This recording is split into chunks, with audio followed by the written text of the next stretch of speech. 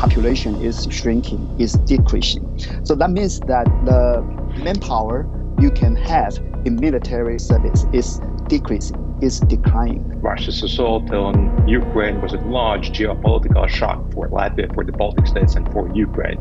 So that was the instigator for bringing back conscription. So the government or the military in Taiwan really had to figure out what's the real threat, and we had to redevelop our programs, our training, planning. So that's the key. We see in Ukraine as a reminder, so there's still a trench warfare, still mass matters. You need large forces, you need still tanks, artillery, but the drones, they have a much larger role. Hello and welcome to Connected. I'm Divya Gopalan. Around 80 countries in the world currently have some form of national service or conscription. Taiwan and Latvia are among the nations that require male citizens to train and serve as soldiers for a period of time. Now, Russia's invasion of Ukraine 3 years ago highlighted the need to have a combat-ready population. So, Latvia reintroduced its military service, while Taiwan raised the mandatory service time from 4 months to a year. But in a modern-day war scenario, how much does this really help in defending a nation? To discuss the impact of conscription on a country and its people, we are joined by Māris Andžāns, a political scientist and the director of the Center for Geopolitical Studies, Riga. He's speaking to us from the Latvian capital. And from Taipei, we have Liang-chih Chen, an associate research fellow at the Institute for National Defense and Security Research. Thank you both so much for being part of the program. I want to start with you, Evans, and ask whether you can walk us through the recent changes we've seen in Taiwan's conscription system. Taiwan's recent conscription system just extend from 4 months to 1 year since the beginning of last year, 2024. And I think that's the policy from the Taiwan administration. And the most important sense is to, extend the period for the military service for the boys, for the males, to strengthen the capability of the national defense. So that's one. And number two, I think that also shows Taiwan's determinations to, strengthen its national defense. I want to dig into what happens in that extension and whether it's adequate. But before that, I'll go to you, Māris, and let's talk about Latvia. They reintroduced military conscription. Can you tell us why and what does that system look like? Oh yeah, pleased to be with you. And Latvia indeed reintroduced conscription in July 2023. Latvia already had conscription, but it was abolished with a decision of the parliament in 2006, effective 2007. So Latvia brought it back, and our neighbors, Lithuania, brought it back in 2015, and Estonia never abolished conscription. So as you can imagine, of course, war in Ukraine, Russia's assault on Ukraine was a large geopolitical shock for Latvia, for the Baltic states, and for Ukraine.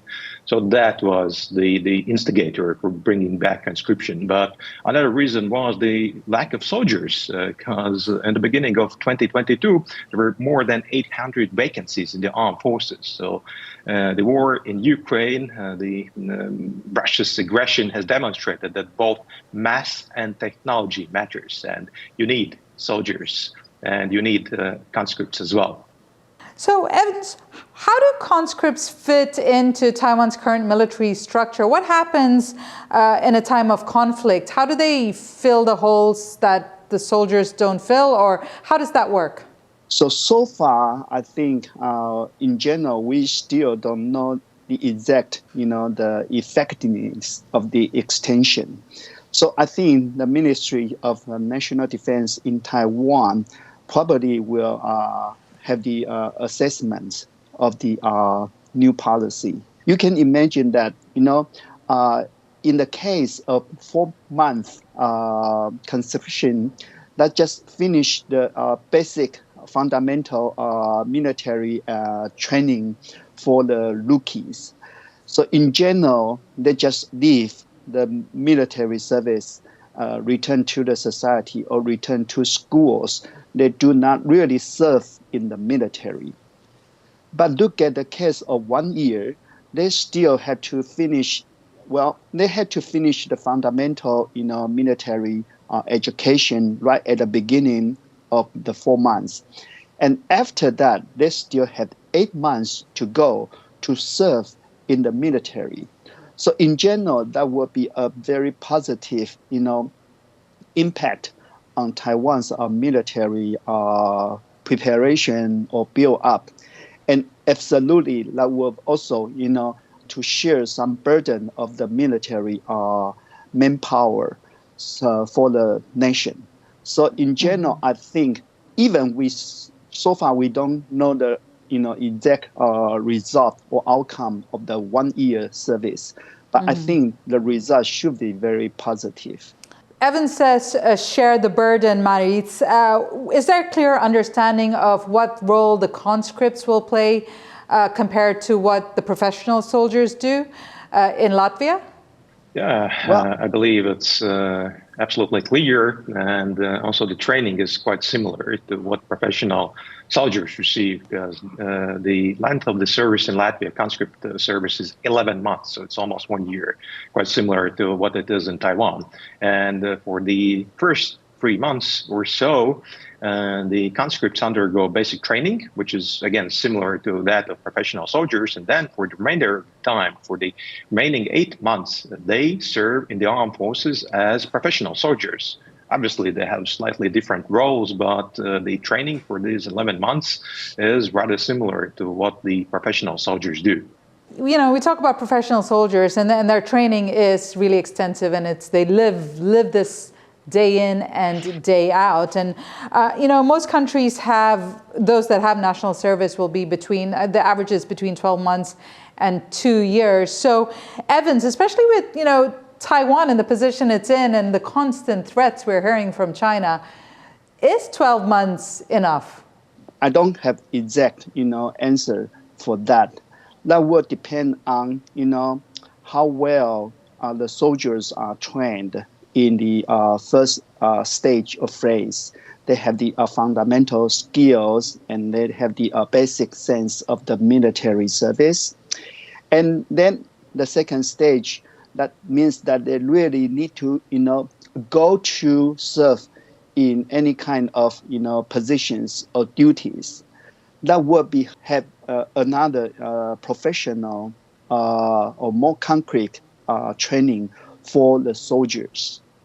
But again, I had to emphasize that, perhaps it doesn't, depend on how long you serve in the military service. It depends on how well you trained, you have the educations, and you really practice in your military service. I think that's the key. Māris, having an ongoing war on your continent itself, are there any more conversations about the length of military service, or would you say it's generally accepted that 11 months will be enough? Yeah, I can assure that it is generally accepted here. We have conducted some sociological surveys in Latvia, and last year this support in society was around 64%. So 64% of the society is for the conscript service. However, traditionally, this was quite a contested issue, and it had, before restoration of the conscription, it had associations with the Soviet legacy conscript service, with the violence against conscripts and so forth. And obviously, we lived then, at least we perceived that we live in quite a different world. So Russia had not yet invaded Ukraine with full force. And for years before war in Ukraine, the issue of bringing back conscription was controversial in Latvia. So it was around 45% for and 45% against. And then it appeared that it could be a political suicide for a politician, to announce bringing back conscription, because, we thought that we live in quite a, relatively safe place and that there is no need for that. But now it's obvious that conscription is the only way forward. Obviously, there are a lot of other things that we have to do, what we already have done, but mass matters. And Ukraine is fighting Russia with some 1 million soldiers, and that is struggling to hold the vicious attack by Russia. Also, we have to continue expanding conscription here in Latvia, because currently, even though so far so good, well, the numbers are quite low, and we have to progress in that respect. So despite the prospect of war at the doorsteps of both Latvia and Taiwan, there still is a huge issue that both countries are facing. So I want to take a look at the extent of the personnel shortage problem here in Taiwan. Over the past 5 years, the military personnel fill rate has fallen dramatically. Now in 2020, just over 10% of the military positions were vacant, and that gap doubled to over 20% in 2024. So I want to ask Evans, we talk about this. How much of a concern is this right now, and how much of their conversation, especially within the defense circles, is about this? Yeah, regarding the vacant in military, that's really a big problem for Taiwan. Well, the population in Asia in general, not only Taiwan, but also Japan, South Korea, and even China, the population is shrinking, is decreasing.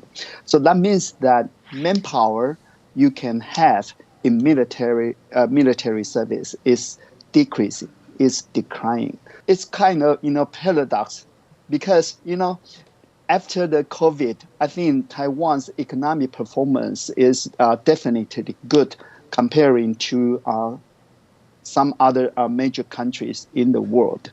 So the private sectors might be more attractive to younger generations to serve or to find a job compared to the military service. So the young people, they might choose to leave the military. So now the Ministry of National Defense or the government in Taiwan has to reconsider to provide more incentives for the younger generations to serve in the military service.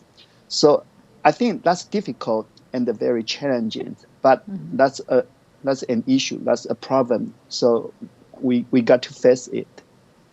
A lot of countries have this problem. So Māris, would you say, I'm finding it hard to really understand whether conscription can really fulfill that shortfall, given that they do not have the kind of training, or if they do, it's just for such a short period for soldiers. So in Latvia, are they relying on conscription to bring up that shortfall? Yes, partly that is the answer. Obviously, also the professional service recruitment continues. So there's issue of motivation and also of salaries. But when it comes to conscript service, so a significant portion of conscripts are expected to continue their service in the professional service. So they might end it, start a civilian life, but they can also choose to continue their life as professional soldiers. So that is their option, and we'll see how that will progress in the future. And another point is that probably in every state, conscripts have to refresh their skills with training every few years. So in that sense, I think that 11 months that we have here in Latvia, it's enough. As I mentioned, first 3 months basic training, similar to that of professional soldiers, and then 8 months they serve in similar roles as do professional soldiers. And then you need to refresh their skills every few years. So I think it's completely adequate. And again, look at Ukraine. Ukrainian soldiers are sometimes trained only for a few weeks before they are dispatched to the front line, and they have been fighting bravely. And Ukrainian armed forces basically are a citizen army, and they're a good example for the rest of the world that also smaller nations and countries can fight vicious, much larger, aggressive neighbors. I want to press on that point you mentioned about refreshing training and bring it to the situation here in Taiwan. Now, our producer, Fred Xie, completed his conscription in Taiwan in 2010. And a few years ago, he had refresher training, which is randomly assigned and lasts a week here. Now, he felt it fell short of what was needed. And here's his question to you. After I did my 1-year conscription, I got called up for a week of training for reservists, but I felt it wasn't adequate. Throughout the training, I only fired 6 rounds of ammunition. Other than that, we mostly just sat around waiting. If we are preparing for a threat like China, what do we need to do better? All right, Evans, I'll get you to answer that. What do we need to do better? Well, the young guy's response is very challenging. Definitely, I think perhaps that's his experience. But I'm very sorry to know that, the younger generation or young people, the boys, they spend their time in the military camp. And we don't really want to see they waste their life, they waste their time. So the government or the military in Taiwan really have to figure out what's the real threat and any kind of operation conducted by the PLA and the Beijing. And we had to redevelop our programs, our training, planning. So that's the key. And in some other ways, I think, in addition to the military education and the training, perhaps, we have to provide some other different courses which can, catch the pulse of the time, like cybersecurity, information engineering, and even AI, artificial intelligence. I think that's the key tendency in the future. Okay, so Māris, Evans brings up a really good point about future-proofing our training. So currently, especially warfare has changed dramatically. And it is constantly changing with AI, and then we're seeing drones, we're seeing all kinds of, it's very different from the original, what we've seen in the movies in the past, or, what people have been led to believe what war is. So is conscription changing fast enough to address that? Well, probably it depends on case, because I've also heard from my Taiwanese friends that conscription in Taiwan was laudable for a while, because they also lamented that they had maybe one live round and had to train with wooden rifles and similar stories. So obviously it depends on the case. And I think it is time to wake up in Taiwan. And I think that your defense ministry and armed forces have already woken up. And also that's absolutely the reason why the conscription land has been expanded, but otherwise it depends on the country, because you can have, a good conscript service and a bad one. And obviously that things are progressing fast. Or you see in Ukraine as a reminder. So there's still a trench warfare, still mass matters. You need large forces, you need still tanks, artillery, but drones, they have a much larger role. So not only the attack capabilities, drones, and not only aerial vehicles, but also surface vehicles, so those that can also utilize the land, and also those on the sea.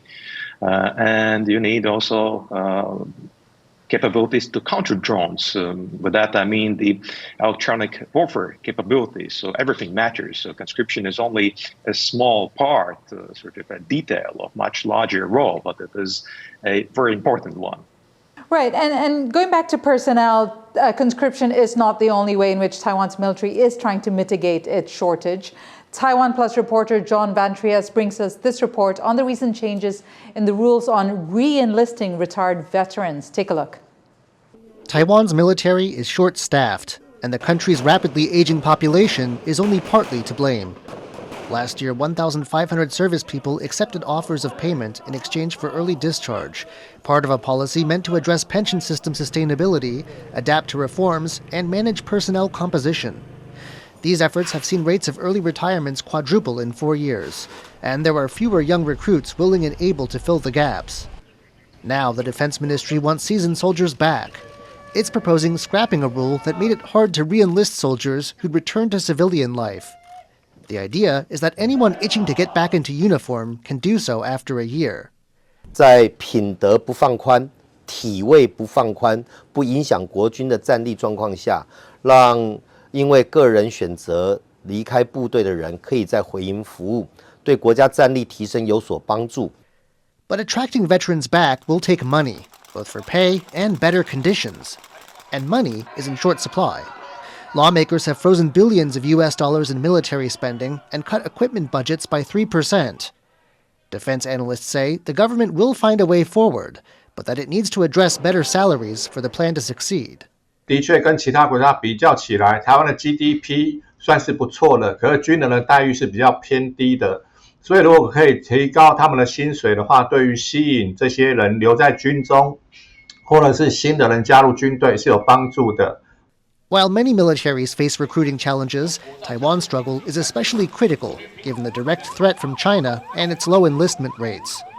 Calculations put last year's troop numbers at just 78% of where they should be, and far below the 85% capacity needed for battlefield effectiveness.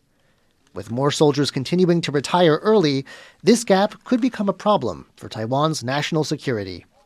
Patrick Chen and John Van Trieste for TaiwanPlus. So Evans, what's your take on the change in rules in re-enlisting? Let's look at the report. I believe that's true. And that's a big problem for Taiwan. So I believe that increasing the pay, the salary for people or soldiers who would like to come back to the military service, that's the first step. And the second one is that definitely we have to improve the environment and the conditions in the camp for the soldiers.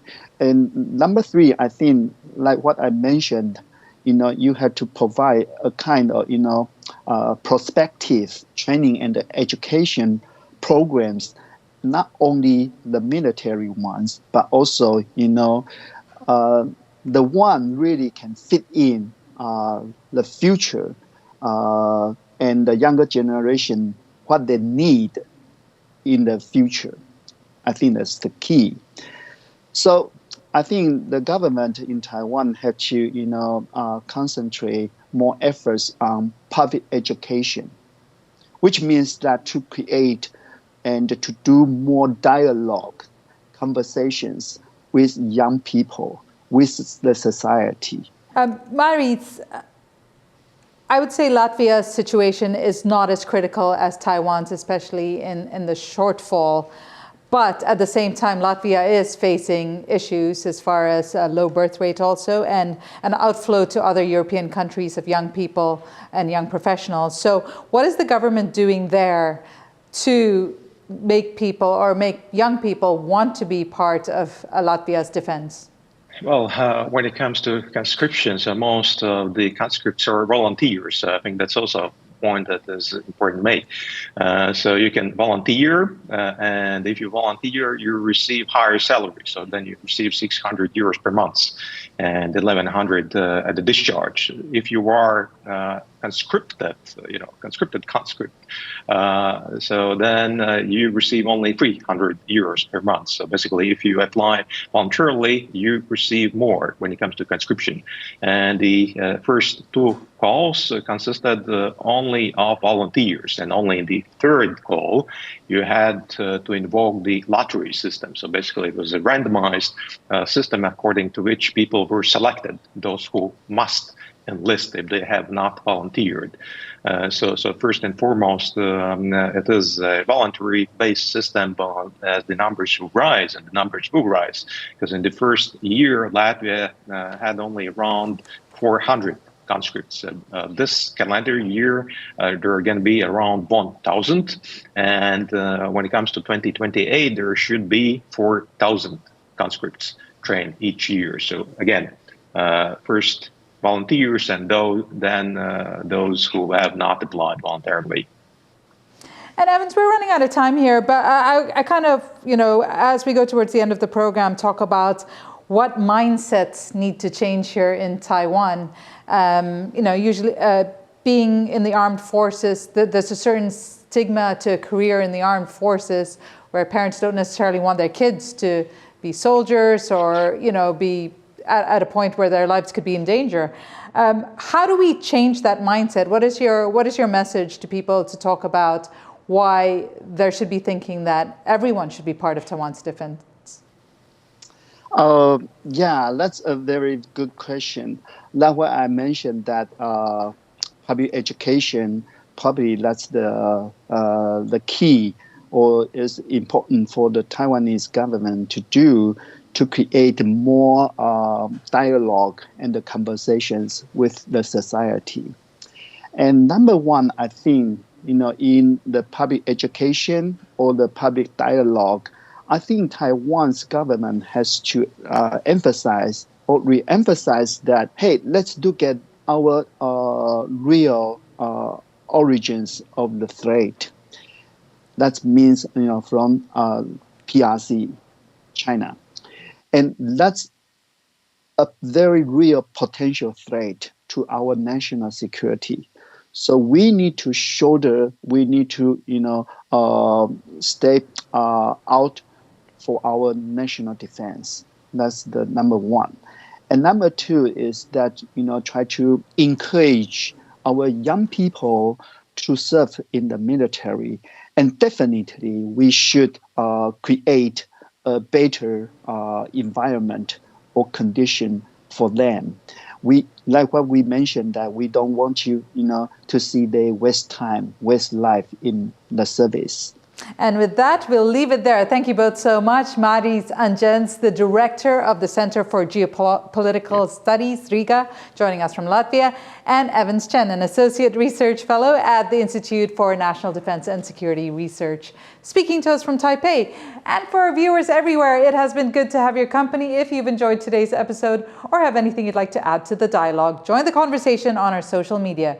And remember, stay informed, stay engaged, and stay connected.